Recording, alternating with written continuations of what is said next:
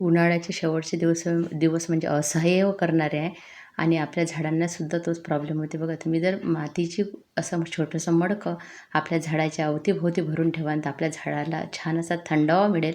दुसरा फायदा म्हणजे आपल्या बागेमध्ये जे काही जीवजंतू असतात मातीमध्ये ते जिवंत राहतील, कारण त्यांना तो थंडावा मिळाल्यामुळे तो आतमध्ये राहते. मी तुम्हाला माती दाखवली काढून, किती ओलावा आहे त्याच्यामध्ये. म्हणजे अशा केल्यामुळे उन्हाळ्यातसुद्धा तुमची झाडं हिरवेगार राहतील.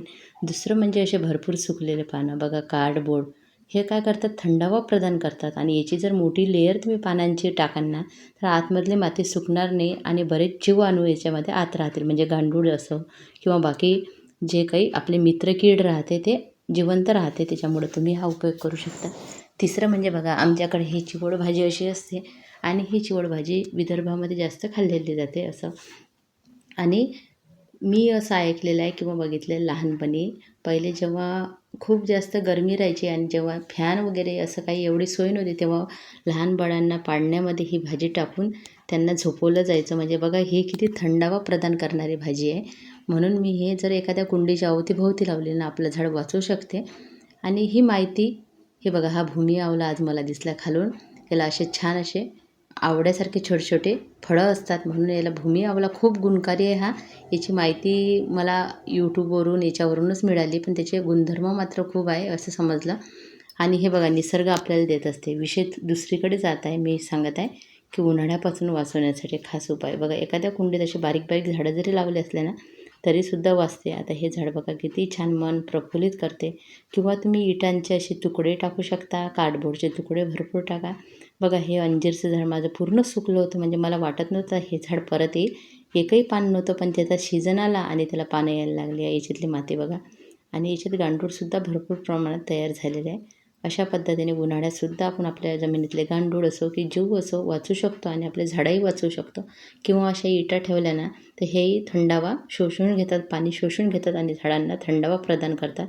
मात्र काही माहिती असते ही चिवड भाजी वगैरे, तर हे जे ऐकलेलं आहे किंवा बघितलेलं ते आपण सांगत असतो. पण कोणती गोष्ट उपयोगाला घेण्याच्या आधी डॉक्टरचा सल्ला घेणं खूप आवश्यक असते, कारण कोणाला काही सहन होते, कोणाला नाही होत. जसं भूमी आवडायची बरीचशी माहिती मला मिळाली, पण मी तुम्हाला याच्यासाठी पूर्णपणे सांगत नाही. जेव्हा मी स्वतः घेईल आणि तेव्हाच मी तुम्हाला सांगू शकते. बघा, आता हे शेवाळ काढूनसुद्धा हे झाडांच्या मुळांशी ठेवल्यामुळे झाडांना एक वेगळाच थंडावा मिळते.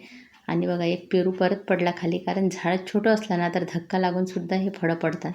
त्यांना पूर्ण पोषण असं मिळत नाही. किंवा तुम्ही एका कुंडीमध्ये बघा अशा छोट्या छोट्या कुंड्या ठेवू शकता.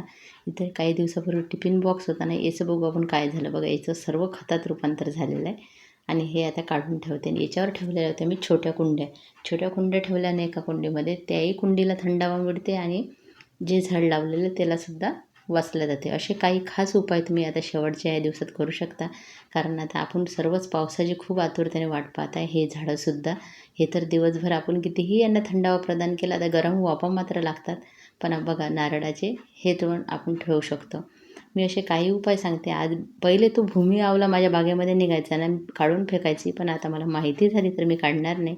आणि बघा, कालचं प्लांटर इथं ठेवून दिलं मी उन्हामध्ये डायरेक्ट. काही झाडं असे आहे त्यांना उन्हाचा काहीही फरक पडत नाही, मात्र काही झाडांना उन्हाचा खूप जास्त फरक पडत आहे. आणि आता काही दिवस आता काळजी घ्यायची आहे. एकदा पाऊस सुरू झाला की आपलं अर्धं काम कमी होणार आहे. त्याच्यामुळं तुम्ही असं करू शकता.